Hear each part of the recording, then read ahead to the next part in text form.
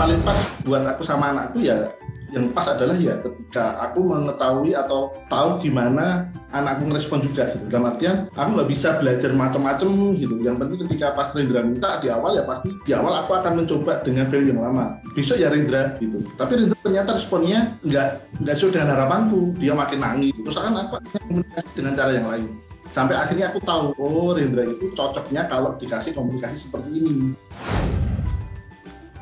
Kalau kita ngerespon gimana terhadap suatu situasi, anak kan bercermin dari respon kita gitu. Jadi kadang tuh nggak kalau kita pusing-pusing kayak biar anaknya nggak gini tuh gimana? Ya sebenarnya dengan kita semakin baik perilakunya, dia tuh kan bercermin sama kita kan, niru kita gitu.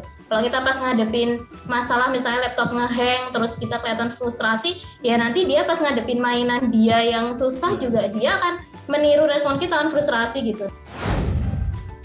Kalau aku sih orang tua yang berhasil menurutku ya, dan yang bisa memberikan anak itu ke depan, itu dia bisa hidup dan beradaptasi di lingkungan apapun gitu. Bahkan ketika nggak ada orang tuanya.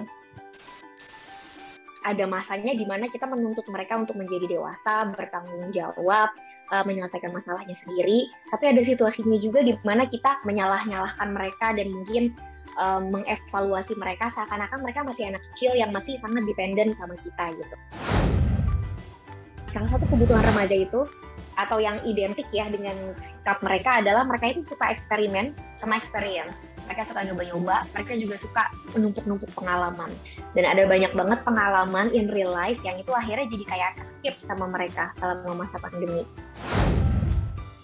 Mungkin salah satu pesan singkat, tapi menurut aku ini penting banget buat remaja dengarkan dan diinternalisasikan ke diri mereka adalah to be kind and fair to yourself. Jadi coba jadi baik deh sama menjadi adil dengan diri kita sendiri gitu. Jadi kalau bahasa anak saya ini, saya kutip bahasa anak saya yang sudah SMA, pemerintah selalu mengatakan bahwa akan terjadi perubahan gitu ya, bahwa sekarang beda gitu, pandemi beda atau menteri baru beda gitu, kebijakan baru berubah. Namun mereka tidak melihat apa-apa yang berbeda di lapangan. Mereka bilang mana yang berubah? Mereka tuh menagih sebenarnya. Berubahnya di mana? Bahwa kami nggak dikejar-kejar nilai dan tugas. Padahal misalnya kami nyontek juga guru nggak peduli. Guru selalu bilang bahwa nilai itu nggak penting. Yang kejujuran itu penting. Tapi kalau ada temanku yang nggak jujur dan nilai bagus, guruku nggak peduli. Dan kalau dapat nilai jelek dengan jujur, guruku juga tetap kira-kira mengecam gitu loh. Jadi mereka agak bingung. Lalu dia bilang kalau misalnya pemerintah ngasih arahan tentang perubahan yang perlu diganti, misalnya yuk pandemi belajarnya ganti yuk. Tolong kasih waktu berapa lama sih kami harus menunggu sebenarnya untuk melihat sesuatu terjadi di lapangan. Karena kita mikirnya perubahannya besok. Ternyata besok sama aja, business as usual, nothing happens at school. Sebenarnya kan intinya tontonan itu kan membuat kita semangat, senang gitu ya, menikmati, tapi juga ada yang reflektif ke diri kita. Gitu. Nah dengan medium-medium itu mudah gitu, umpamanya karakter-karakter di pewayangan gitu ya, itu kan mudah kalau kita mengkomunikasikan ke anak kita, kamu jangan kayak si ini loh gitu umpamanya. Nah anak-anak dengan mudah bisa bicara itu. Kita punya waktu film ayah gitu. Jadi malam minggu tuh biasanya mau nggak mau kayak agak saya paksa nih nonton film ini nih gitu kan. Terus nonton, nah biasanya itu kita kasih waktu 15 menit nggak suka tinggal gitu. Iya. Nah kadang saya kan salah ngasih gitu umpamanya, ya emang salah lah, film itu mungkin terlalu maskulin. Ya udah, berarti saya udah siap-siap tuh anak-anak akan meninggal dalam waktu paling lama setengah jam. Saya tumbuh besar dengan situasi yang kayak orang main-main gitu di luar gitu, maksudnya apapun gitu, bergaul dengan apa segala macem, kan sampai levelnya itu yang kayak ke anak saya tuh, kamu nggak punya teman gitu, nggak main gitu keluar gitu, kayak gitu sampai segitu.